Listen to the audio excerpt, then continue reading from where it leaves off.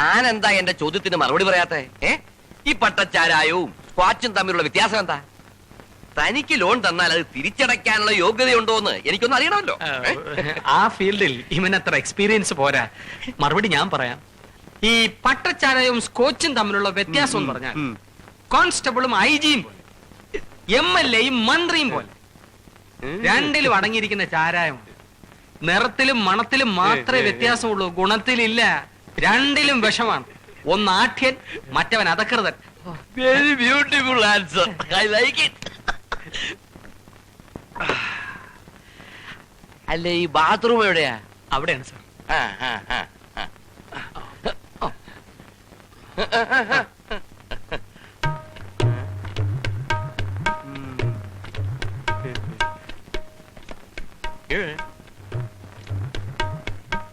നടക്കുവോ?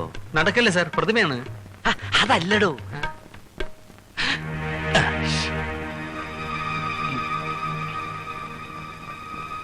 ഇയാൾക്ക് പിന്നെ ലോൺ സാങ്ഷൻ ആക്കാൻ വേണ്ടിട്ടാ.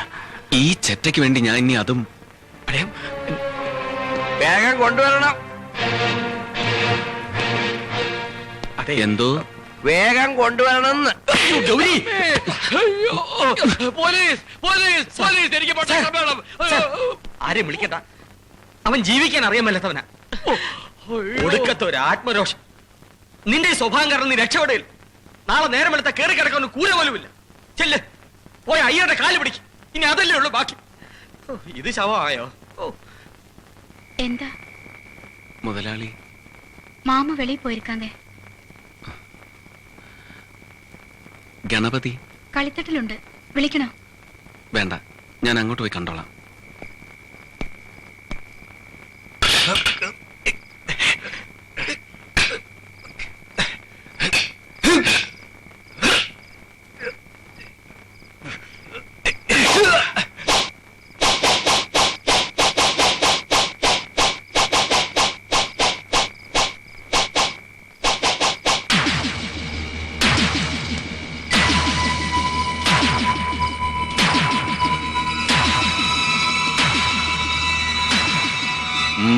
എന്താ? എനിക്ക് ഒരു കാര്യം പറയാനുണ്ടായിരുന്നു. ഓഹോ, അപ്പൊ നീ കാര്യം പറയാൻ തുടങ്ങുന്നേ ഉള്ളൂ. പക്ഷെ ഞങ്ങള് കേട്ടു നീ പറഞ്ഞതും പാടിയതൊക്കെ.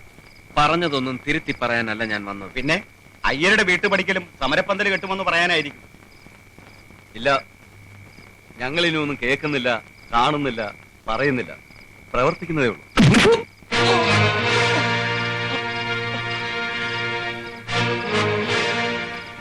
മത്സരിക്കാൻ വന്നതല്ല ഞാൻ.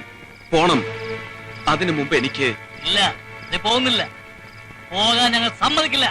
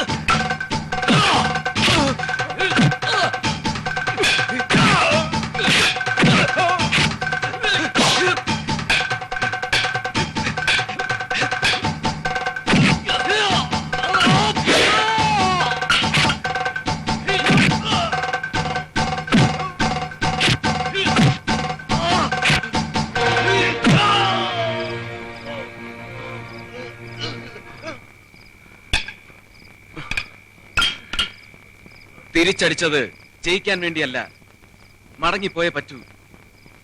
എന്നെ കാത്തിരിക്കുന്നവരുണ്ട്.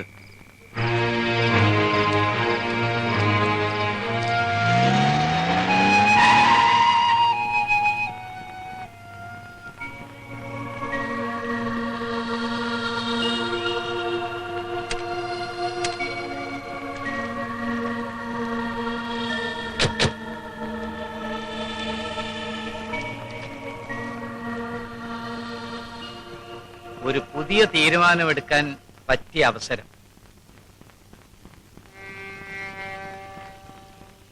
നേടിയതൊക്കെ നിലനിർത്താൻ ചില തെറ്റുകൾ നിന്നോട് ഞങ്ങൾ ചെയ്തു, ക്ഷമിക്കുക. പകരമായി ഞങ്ങളുടെ നേട്ടങ്ങളിൽ നിന്നെയും ചേർക്കാനാണ് ഇപ്പോഴും ഞങ്ങൾക്കിഷ്ടം.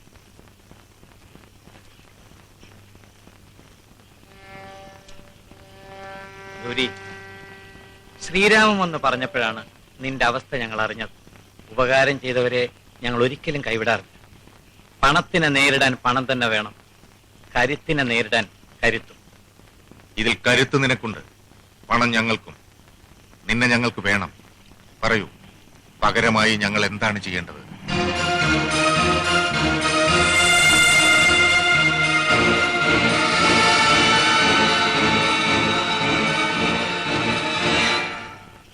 അമ്മേ, ഇനി ഒരിക്കലും നമ്മൾ ഈ വീട്ടിലേക്ക് തിരിച്ചു വരില്ലേ?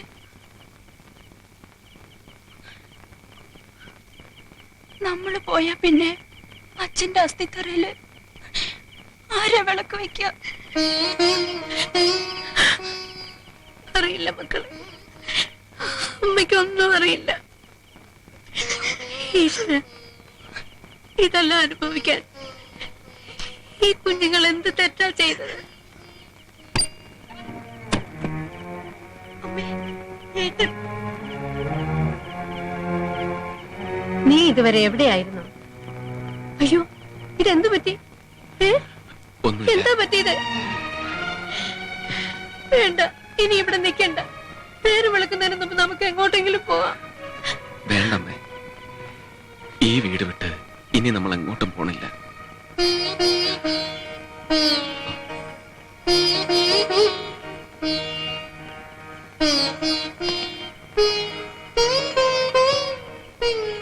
അച്ഛ, എന്നും അച്ഛന്റെ മുമ്പിൽ ഈ മകൻ തോറ്റട്ടേ ഉള്ളൂ.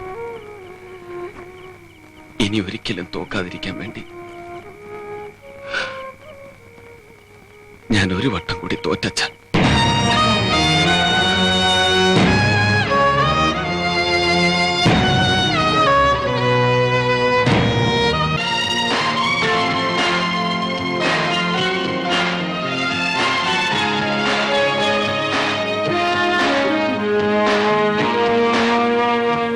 വ്യവസായാത്മിക ബുദ്ധി ഏകേഹ കുരുനന്ദന ബഹുശാഖാഹ്യനന്താശ്ച ബുദ്ധയോ വ്യവസായിനാം. ഗൗരി, നമുക്കൊരൊറ്റ ലക്ഷ്യമേ ഉള്ളൂ. അതിനുവേണ്ടിയായിരിക്കണം എല്ലാ നീക്കങ്ങളും. ഇടയ്ക്ക് വഴിമാറിപ്പോകരുത്. ഇല്ല, നമ്മൾ തുടങ്ങിയ ഫിനാൻസിംഗ് സ്ഥാപനങ്ങളും ഏറ്റെടുത്ത പത്രവും പുതുതായി വാങ്ങിയ കെട്ടിടവുമെല്ലാം നമ്മുടെ പദ്ധതിയുടെ ഭാഗങ്ങളാണ്. അല്ലാതെ അറിയാം. എന്നെ ഏൽപ്പിച്ച ജോലി 100% സത്യസന്ധമായി ഞാൻ ചെയ്യും. അത് ചെയ്യണമെങ്കിൽ ആദ്യം എന്റെ നില ഭദ്രമാക്കിയല്ലേ പറ്റൂ. അതിൽ ഞങ്ങൾക്ക് യാതൊരു വിരോധവുമില്ല.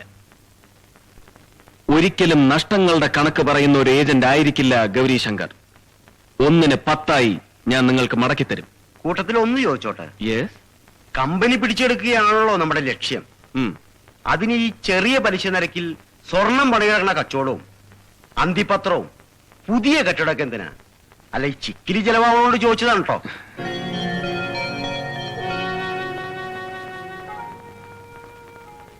ആദ്യം സഹായിക്കുക, പിന്നെ വിശ്വസിപ്പിക്കുക, അതിനുശേഷം പിടിച്ചടക്കുക.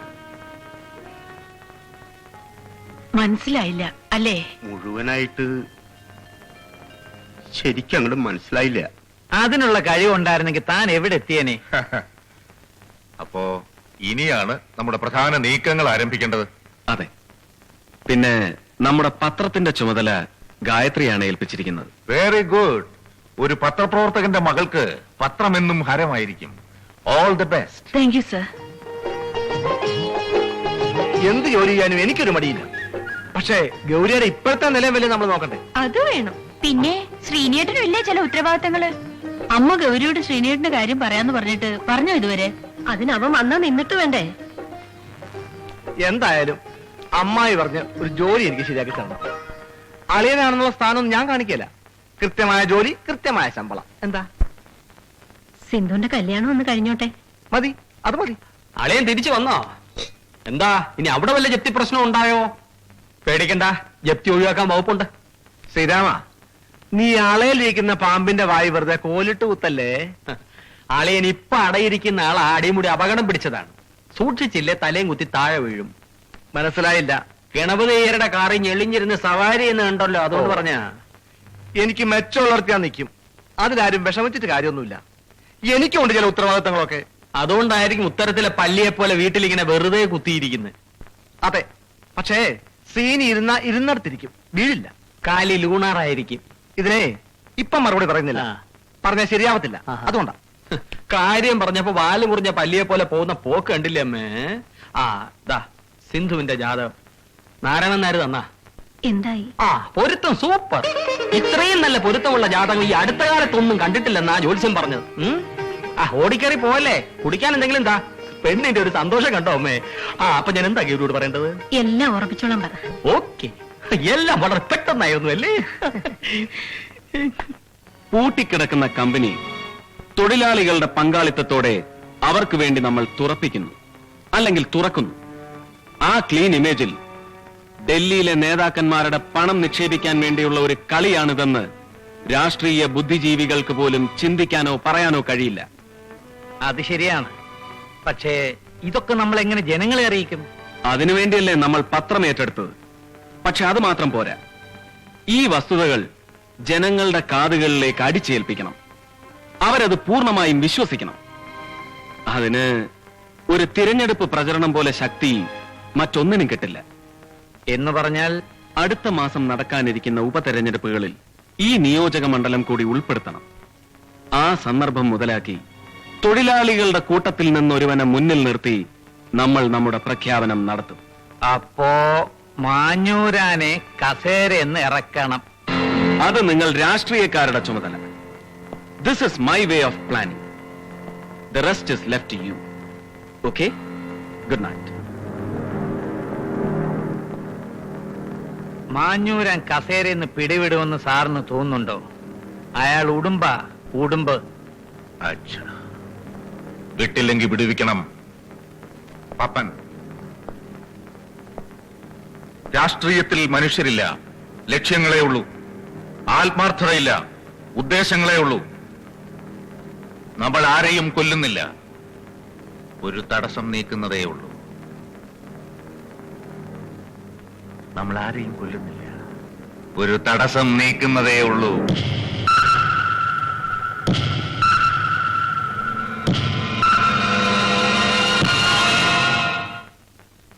എന്ന് സ്വന്തം ലേഖകൻ. ഈ സ്വന്തം ലേഖകന്റെ റിപ്പോർട്ടുകൾ ഓരോന്നും ഓരോ ചാട്ടുളികളാണ്. വായനക്കാർ ഈ സൊലെ ആരാന്ന് അന്വേഷിച്ചു തുടങ്ങി. സത്യങ്ങൾ തുറന്നെഴുതാൻ പലപ്പോഴും ഒരു മറ ആവശ്യമാണ്. എനിക്ക് പൊതുജനങ്ങളോട് പറയാൻ ഒത്തിരിയുണ്ട്. അതുകൊണ്ടാണ് എഡിറ്റോറിയൽ ഞാൻ തന്നെ എഴുതാമെന്ന് പറഞ്ഞത്. യെസ്, എപ്പോ?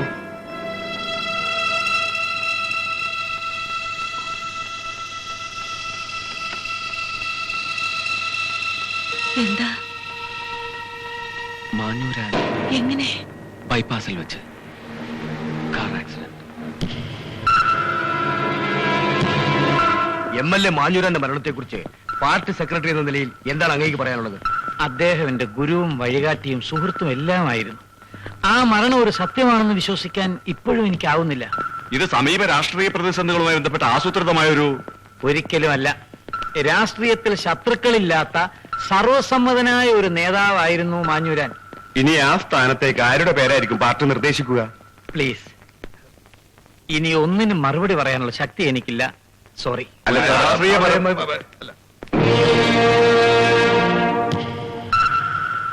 ഇവന്മാരുടെ ഈ അടിവേര് തോണ്ടിയുള്ള ചോദ്യങ്ങൾക്ക് പതറാതെ മറുപടി പറയണമെങ്കിൽ നിസ്സാര കഴിവൊന്നും പോരാ. ഓ, അതൊന്നും സാരമില്ല. അഥവാ എന്തെങ്കിലും തെറ്റ് പറഞ്ഞ പിറ്റേ ദിവസം നമ്മുടെ പത്രത്തിലൂടെ നിഷേധിച്ചാൽ മതി, കാര്യം തീർന്നു.